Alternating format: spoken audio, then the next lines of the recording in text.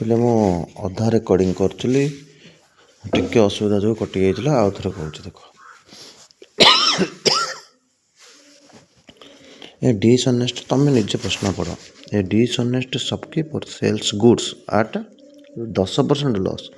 अच्छा 10% लॉस रे को बेपारी बेपार कलानी से किणिकी आणुची तुमको बिकिब 10% लॉस रे बिकिब केबे हाँ जदि से एडवर्टाइज कर 10% लॉस रे बिकुची तुम मैंने ऑटोमेटिक तारी कते दौड़ब। किंतु देखो but uses 20% less weight 10% loss रे बिकुची 20% लेस वेट रे बिकुची। अच्छा तो मत 10% लॉस माने 100टा के 90 ये कर जस्ट कटि जाइए आउ थे कर 100टा होगा 90 तेना 10% लॉस रे बिकुची।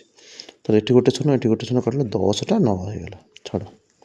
तापर कौन कह ना ओजन से 20% कमाऊँ। अच्छा पे ओजन से 20% कमाऊँ मैंने 20/100 20% मैंने 20/100 1/5 तमें ओजन 5 दबा कथा दौथब 4 एटा ओजन ओजन टाक रिभर्स कले प्राइस पर प्राइस के ना सर 4 और 5 बस आखि बुझी ये उठे दियो 4 और 5 10 4 40 5 45 एथर तो तुम जान 40 रु 45 मैंने 5 बढ़ीगला 5/40 × 100। अच्छा 5 और 40 काटले ये 8 ये कटले 4 रे 25 और 8 काटले 4 2 25/2 जी 12.1 2 बा 12.5% तुम 12.5% कौच ऑप्शन में 12.5% अच्छी ना नहीं अच्छी जे कि लॉस कही कि गेन कही से देखिए लॉस कि गेन तुम एवं जान ना 40 टका जन कि 45 बिकुची ऑटोमेटिक तो लाभ होती तुम आंसर टा के 12.5% गेन क्लीयर किसी ना पिले प्रथम कहला 10% लॉस 10% जी ये चिंता कर ये देख 10% जी 10/100 माने 1/10 ये लॉस 1/10 तेन 10टा लॉस बिकुच मैंने 1 लॉस कर 9 हो 10टा 9 हो वेट जो कहला 20% वेट 20% मैंने के 1/5 5टा 4 हो उल्टी गले 4 5 होटा वेट वेट कही जदि वेट 5टा दवा कथा 4टा दूसरी तो प्राइस हो कौन ना 4 और 5 यहीटा केवल ये उठाए आउ कि ना चलो यही सेकेंड क्वेश्चन करुँच टे टेक्निकल इश्यू लगी रहीगला छाड़ पढ़। ये trader claims to sell flour at profit of 40% बस प्रथम देला प्रॉफिट 40% बोले 40% जी 40/100 सी 40/100 माने 20 दुनिया कटिगला 40 20 5 ताल 2/5 ना बुझीपारे शुण 40/100 जी 20 दुनिया 40 20 5 100 2/5 अच्छा 2/5 लाभ देती 5टा केते 7 सी बेपारी जिते लाभ कर आम कौन अच्छी 5टा 7 ताने ये देख 5टा 7 होगा तापर कही 22% वेट रे कमाऊँ। अच्छा 22% वेट रे कमाऊँ 22/100 2 काटले 11 2 काटले 50 ता माने वेट के 50 दबा कथा 11 कमे दूँ मैंने 39 कर दूँ वेट जदि 50 39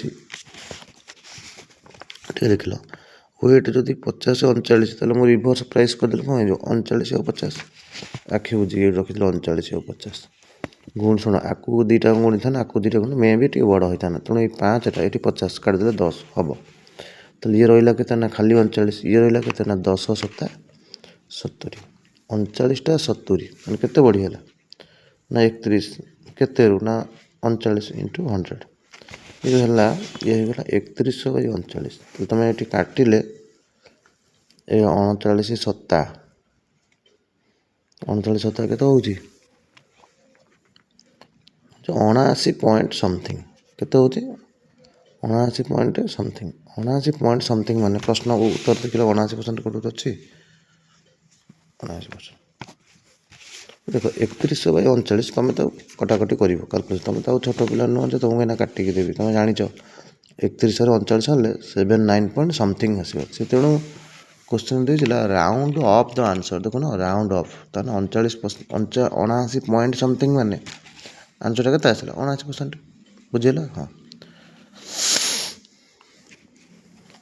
अच्छा हाँ पहले चलो तापर देख लो गोटे क्वेश्चन बड़िया क्वेश्चन यही क्वेश्चन ही परीक्षा सब पड़ो a dishonest shopkeeper cheated dishonest cheated ठकिब 20% at the time of purchasing. अच्छा जिते से किणुची से 20% कौन करूँ ठकिकी नहीं जाऊँगी मैंने गोटे बुढ़ा लोकटा बेपार ये हूँ मैंने रिटेलर सी सब होलसेलर थी सी जापार तो ये ठकिकी 20% at the time of purchasing goods and 40% eight the time of selling the goods ता माने बुझिल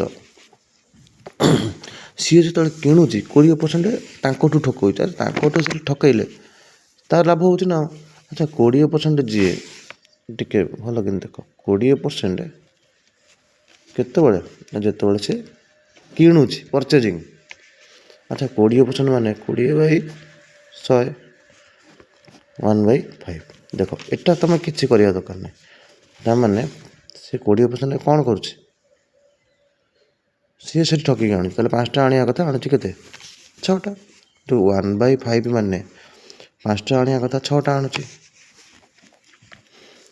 छाड़ से सी डकिले उल्टा उल्टी किसी करना सी ठकुची मैंने किणला बेले कि आणिकी आम कौन कर 40% eight the time of selling the goods देख केते ठक मैंने आमको जो बिकुची 40% कौन कर ठकी दूसरी आमको बिकला तो मेन कथा ये 20 दूनी 40 20 50 100 केते ना 2/5 ता माने आमको 5 दबा कथा दौर के 3 5 दबा कथा दौर 3 एटा भर वेट तो प्राइस करदे कौन हो 3 5 डायरेक्ट एटी पकाओ 3 आउ 5 तो प्रथम पॉइंट बुझल कौन ना 20% से ठकिकी आनी से ठकिकी 20% तो 20% 1/5 तेणु 5टा 6 होगा से ठकिकी आनी एठी कौन कर आमको 40% ठकर दूचे आमको 40% ठकर दूचे मैंने 40% जी के 2/5 तेना 5टा 3 वेट प्राइस करदे कौन है उल्टी गला 3 आउ 5 ये सेकेंड धाड़ी गला थर्ड धाड़ी पढ़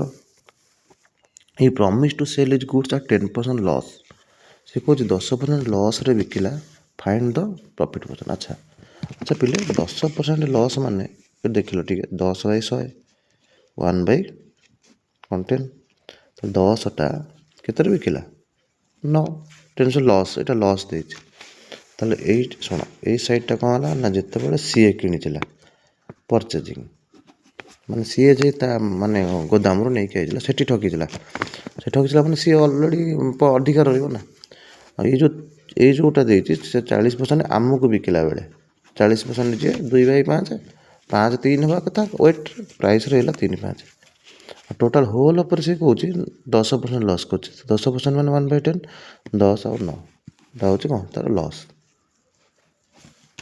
क्लीयरली देख प्रथमटा किणला बेले सी कौन कर चलाई कर नहीं सेकेंडटा आमको 40% कौन ओजन ठकई दे 40% ओजन जोटा कल उल्टे देले प्राइस कल चलो सेकेंड कही थार्ड रे कही 10% लॉस देख परीक्षा केमी क्वेश्चन 3 टिके आसू 5 टिके आसू आम कौन अच्छे आम ये रेसिओ मेथड पकई काटिद। अच्छा पिले देख तुम आखि पूरा जल जल कर देखा 5 आउ 5 ये कौन है कटिगला 10 3 30 900 1054 जो 30 आउ 54 आखु ही काटिदेव ना नहीं 6 5 30 6 9 54 अच्छा 5टा 9 होगा केते बढ़ीगला ना सर 4 बढ़ला केते रु ना 5 रु इंटू 100 ताले एठी देख 5 रा 100 कट जानी केते 20 कटिगला 20 चौ 80%। अच्छा देख लो 80% अच्छी ना नहीं भल के देख 80% किसी बुझिपारे कि आउ थे कह देख प्रथम दुकान जो जाइला धर माल गोदाम गला मालटा नहीं आइला से गोटा बुढ़ा लोक बसला से ठकिकी अधिका नहीं आई ठकिकी आनी मैंने केते ठकी ना 20% at the time of purchasing very very important परीक्षा पड़ी यहाँ पे मार्क कर यही परीक्षा ये सब वेरी वेरी इंपोर्टेंट माने से लोकटा सेठू 20% ठकिला 20% माने कौन 20/100 माने 1/5 5टा 6 सेमि जो जापर 20% माने 100टा 120 होगा है 5 6 5 6 से मात्र वेट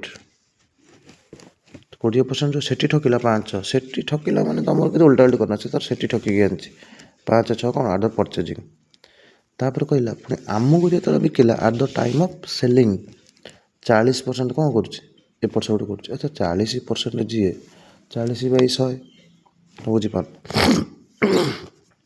40/100 ମାନେ 20 ଦିନେ 40 20 50 100 ତାହେଲେ ଆମକୁ ଦେଉଛି 5ଟା ଦେବା କଥା 3ଟା ଦେଉଛି ଓଲଟେଇ ଦେଲେ କ'ଣ ହେବ ନା 3ଟା 5ଟା ଓଭରାଲ୍ କାମ ସବୁ। ତାପରେ ନେକ୍ସଟ ଦେଇଛି ଦେଖ ଲସ୍ କେତେ 10% ଲସ୍ କରୁଛି। ଲସ୍ ମାନେ 10/100 1/10 ତ 10ଟା 9 ହେଇଯାଉଛି କାମ ସରିଲା। ତୁମେ ଚାହିଁଲେ ଏଇ 3ଟା ଏକାଥରେ ଗୁଣି ପାରିଥାନ୍ତ କିନ୍ତୁ ଯେହେତୁ ଏଠି ଦେଖାଯାଉଛି ଯେ ଗୋଟେ ଏଠି 5 ଅଛି ଗୋଟେ ଏଠି 5 ତାକୁ କ୍ରସ୍ କଲାବେଳେ କଟି ଯାଇପାରେ ମାନେ କାଟିଦେବ 5 5 କାଟିଦେଲ। ଇଏ ହେଲା 10 3 କେତେ 30 6 କେତେ ନା 54 30ଟା 54 ବିକ୍ରି ହେଉଛି। ଆଉ 30 ଆହୁରି କାଟିଦିଅ 6 5 30 6 4 ସରି 6 9 54 5ଟା 9 ହେଇଗଲା କେତେ ବଢ଼ିଗଲା 4 ବଢ଼ିଗଲା କେତେରୁ ନା 5ରୁ 4/5 100 କେତେ ହେଉଛି କଟିଗଲେ 20 80%। 80% ଅପସନ୍ ଅଛି। ଅପସନ୍ ନମ୍ବର କେତେ 2 କିଛି ଅସୁବିଧା ଲାଗି ବୁଝିବାର ଶୁଣ ପାର୍ଟ ଟୁ ଏଇଥିପାଇଁ କଲି ଯେ ତୁମର କିଛି ପ୍ରୋବ୍ଲେମ୍ ନ ହେବ। ଦେଖ ପ୍ରଥମ କ୍ୱେଶ୍ଚିନ୍ ଦେଖ ଫାଷ୍ଟ ସବକିପର 10% ଲସ୍ରେ ବିକୁଛି। ମୁଁ କହିଛି କେଉଁ ବେପାରୀ ବି 10% ଲସ୍ରେ ବିକିବନି ଇଏ ବିକୁଛି। ହଉ ଠିକ୍ ଅଛି 10% ଲସ୍ ମାନେ 10/100 1/10 10% ଲସ୍ ମାନେ 10ଟା 9 ହେଇଗଲା ଯଦି ଲାଭ ହେଇଥାନ୍ତା 10ଟା 11 ହେଇଥାନ୍ତା କିନ୍ତୁ ଲସ୍ କହିଛି ମାନେ 10ଟା କେତେ ହେଲା 9 ବା 190 ହେଲେ 0 0 କଟିଲେ 10 9 ହେଲା। ଏଇଟା କ୍ଲିୟର। ସେ କହୁଛି ଲସ୍ ସିନା ବିକୁଛି ୟୁଜେସ୍ 20% ଲେସ୍ ୱେଟ୍ ଓଜନରେ ସେ 20% କ'ଣ କରୁଛି ତୁମକୁ ଠକି ଦେଉଛି।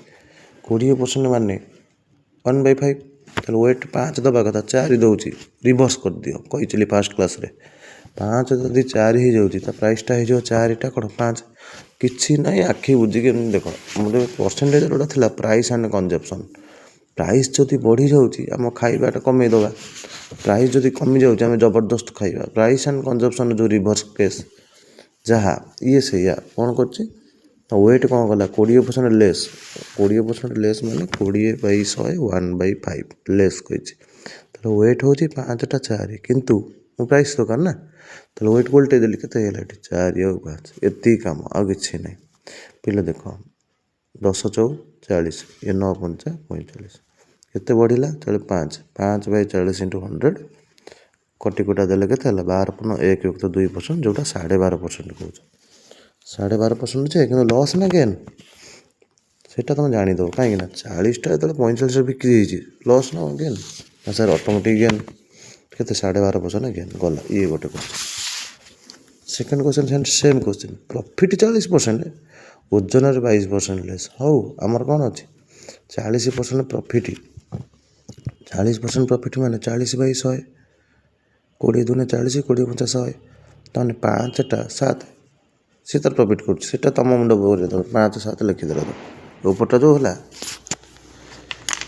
ଏଇ ଯେଉଁ ଉପରଟା ହେଲା ଏଇଟା 40% କ'ଣ ଦେଇଥିଲା ପ୍ରଫିଟ୍ ତାମାନେ 5 7 ତାପରେ କହୁଛି 22% ଓଜନରେ ଠକେଇ ଦେଖ 22% less then what is mention on it ତାହେଲେ 22% ଲେସ୍ 22% ଯିଏ ଲେସ୍ ତୁମେ 22% କାଟୁନ 2ରେ କାଟିଲେ 11 2ରେ କାଟିଲେ 50 ତାମାନେ 50ଟା 39 ଏଇଟା ହେଉଛି ୱେଟ୍ ମୋର ଦରକାର ପ୍ରାଇସ୍ ଓଲଟେଇ ଦେଲି 39ଟା 50 ହେଇଗଲା। ଏଇଟା ନେଇକି ମେନ୍ ଷ୍ଟେଜ୍ରେ ଥୋଇଦିଅ 39 ଆଉ 50।